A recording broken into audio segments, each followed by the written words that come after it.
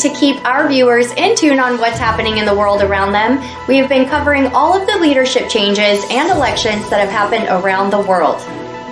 Over in China, Labor Day is a holiday celebrated usually over 5 days and includes traveling and family get-togethers. However, due to the continued zero COVID tolerance policy, their community continues to be shaky. According to Reuters, passengers decreased by around 60%, hotels are decreasing prices in half, and 57 out of the 100 of China's biggest cities are experiencing a version of COVID protocols. And in the UK, elections will be held to cast votes for local elections, where 146 of the 300 local councils are up for grabs. This will not change any seats in Parliament, however, will help predict Boris Johnson's popularity, which is under scrutiny currently due to the rising cost of living. And another issue is constituents are challenged with him breaking his own COVID policy by attending events in person.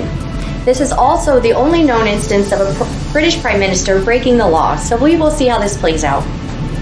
And over in Guinea, President Condi, who was forcibly removed from office last year, is facing legal proceedings over his controversial move.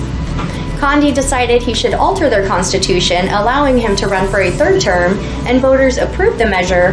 However, it was a setback as their constitution already established a 2-term limit. Protests arose in Guinea, resulting in deaths and violence. Here in the U.S., a bipartisan bill is making its way around called the OPEC bill.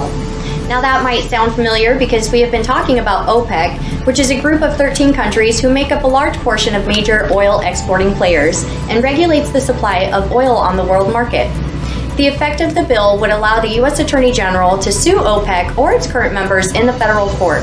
First, though, the bill needs to be passed by the Senate Judiciary Committee, and then the Senate and House, and finally signed by the President. And over in Ukraine, the war continues to escalate. The rhetoric being thrown around is based around the use of nuclear weapons.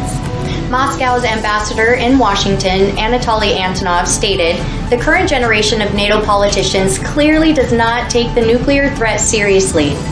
Russia has been testing missiles and Putin has been making historic remarks about possible repercussions. However, the U.S. and NATO powers continue to supply Ukraine with military aid and approving further measures to make sure Russia does not succeed. So check back in with us on Monday for an informative update on the news around the world.